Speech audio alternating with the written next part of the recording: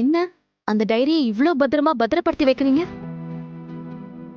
ஒன்றும் இல்லைங்க, இந்த பெட்டியை பார்த்தோன்னே பிடிச்சிருந்துச்சு, அதுக்காக தான் இந்த டைரியை வாங்கினேன். சரி, நீங்கள் வந்தோன்னே சொல்லணும்னு நினச்சேன். நான் இன்னைக்கு ஊருக்கு கிளம்பணும். இன்னைக்கா? ஆ, அப்போ ஆ, ஆண்டாள் அழகரோட கடை திறக்கணுமே. முக்கியமான மீட்டிங்க, நான் போய் ஆகணும். நான் இல்லைன்னா என்ன, அதான் நீங்கள் இருக்கீங்கல்ல, நீங்கள் இருந்தாலே நான் இருந்த மாதிரி தான். ஏன்னா இனிமே உங்களுக்குள்ள மட்டும்தான் நான் இருக்க போகிறேன். என்ன சார், டைரி மட்டும்தான் எழுதுவீங்கன்னு நினைச்சேன், கவிதை கூட எழுதுவீங்க போலயே. சரி, நீங்க மீட்டிங் போயிட்டு எப்ப வருவீங்க? எங்களை எப்ப கூட்டிட்டு போவீங்க? நான் திரும்பி வந்தால் கூட்டிகிட்டு போகிறேன். என்னது? என்ன சொன்னீங்க? புரியல. இல்லை, திரும்பி வந்ததும் கூட்டிகிட்டு போகிறேன்னு சொன்னேன். ஓ, இல்ல, எனக்கு வேற மாதிரி கேட்டுச்சு, அதான்.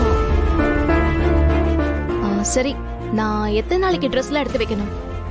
எல்லாத்தையும் எடுத்து வச்சிருங்க. எல்லாத்தையுமா? என்ன உங்க பேச்செல்லாம் ஒரு மாதிரியா இருக்கு.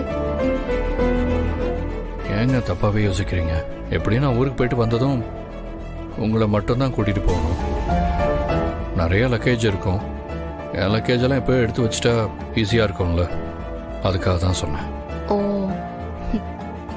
சரி, நான் போய் உங்களுக்கு சாப்பாடு ரெடி பண்றேன்.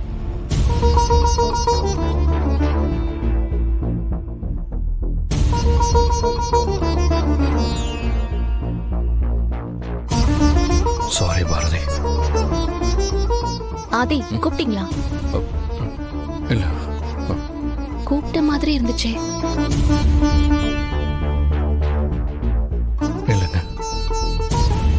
சரி, வாங்க சாப்பிடலாம். இதுக்கப்புறம் பண்ண மாட்டீங்க, சரி. அப்ப இது வரைக்கும் நீங்க பண்ணதுக்கெல்லாம் அதுக்கு ஏதாவது பண்ணணும் இல்ல? நானே பண்றேன், தரமா பண்றேன்டா. தர்மலிங்கம், ஒருத்தன் ஒதுங்கி போறான்னா அவனை அப்படியே விட்டுறணும். அதை விட்டுட்டு அவனை சும்மா சும்மா இழுத்துக்கிட்டே இருந்தேன்னு வையி, வேற கோவத்தெல்லாம் ஒன்னா சேர்த்து உன் மேல காட்டிட்டு போயிட்டே இருப்பேன். நான் இது வரைக்கும் செஞ்சதே உனக்கு காலத்துக்கு மறக்காது. இதுல இப்ப நான் இருக்கிற மனநிலையில என்னை சீண்டு நனுவை, ஆண்டாளையும் பார்க்க மாட்டோம், அழகரையும் பார்க்க மாட்டேன். மொத்தமா உன்னை இன்னைக்கே முடிச்சுட்டு போயிடுவேன். நான் போறேன்னு சொல்லிட்டேன், வழிய மறைச்சு நின்னா மரியாதையை தள்ளிக்கணும்னு சொல்லிட்டேன். இதுக்கு மேலே நீ கேட்கலன்னா அடிச்சு தூக்கி போட்டு போயிட்டே இருப்பேன், புரியுதா? பேரம் பேத்தி எடுக்கிற வயசாயிடுச்சு, ஒழுக்கமா குழந்தைகளை கொஞ்சிக்கிட்டு பெரிய மனுஷன் மாதிரி வீட்டில் இரு.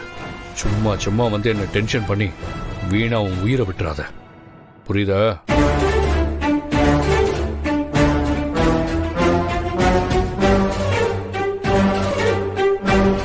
என்ன மீட்டிங்? இல்ல, மீட்டிங்னு சொன்னீங்கல்ல, அதான் என்ன மீட்டிங்னு கேட்டேன். மீட்டிங் அது வந்து ஒரு ஃபாரின் ப்ராடக்டை நம்ம ஊரில் லான்ச் பண்ணுறதுக்காக பேசிகிட்டு இருக்கேன், அது விஷயமா தான் போகிறேன். அது என்ன ஃபாரின் ப்ராடக்ட்லாம் நம்ம ஊருக்கு செட் ஆகுமா? செட் ஆகுங்கிற நம்பிக்கையில் தான் பண்ணுறேன்.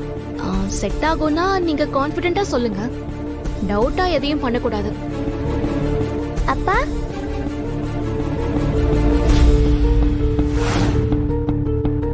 என்ன லக்கேஜ் இது? யாரோடது?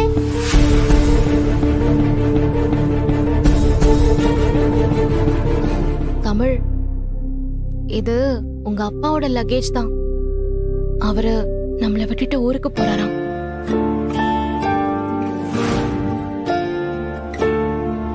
நம்மள விட்டுட்டா? நம்மள கூட்டிட்டு போறேன்னு தானே சொன்னாரு, அப்பயே இப்ப இப்படி சொல்றாரு? அவரு நம்ம கூட இருக்க மாட்டேன்னு சொல்லிட்டாரு தமிழ். அவருக்கு அம்மாவை பிடிக்கலையா?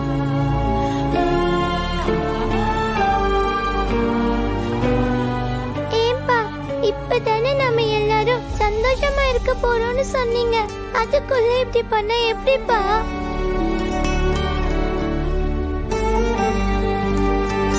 அது மட்டும் இல்லடி, இப்ப ஊருக்கு போனா திருப்பி வரமாட்டாராம். ஏன்பா இப்படி என்ன கஷ்டப்படுத்துறீங்க? என்ன பார்த்தா பாவமா இல்லையா? அம்மாவை பார்க்கவே பிடிக்கலையா தமிழ்? அம்மாவை மொத்தமா மறக்க போறாராம். இனிமே அம்மா நினைப்பே இல்லாம இருக்க போறாராம். அப்பா, தயவு செஞ்சு எங்களை விட்டுட்டு போயிடாதீங்கப்பா. ப்ளீஸ் பா. நீங்க இல்லைன்னா நாங்க செத்துருவோம்ப்பா. ஐயோ, ஏய் தமிழ், ஏய் இங்க வாடி. அழாத, அம்மா சும்மா சொன்னேன் சரியா? நீ இப்படி அழுவன்னு அம்மாக்கு தெரியாது தமிழ். அம்மா சும்மா சொன்னேன்னு சொன்னேன்ல. அப்பா மீட்டிங்க்கு தாண்டி போறாரு, போயிட்டு வந்து நம்மள கூட்டிட்டு போயிடுவாரு சரியா? ஏம்மா இப்படி எல்லாம் பேசுற? எனக்கு எவ்வளவு கஷ்டமா இருந்துச்சு தெரியுமா? Sorry Tamil, sorry. அம்மா சும்மா உன்கிட்ட விளையாடின. அப்பா நம்மள விட்டு எங்கேயும் போக மாட்டாரு. ரொம்ப சாரி ப்ளீஸ். நீ இவ்ளோ சீரியஸா இருப்பேன்னு நான் நினைக்கல.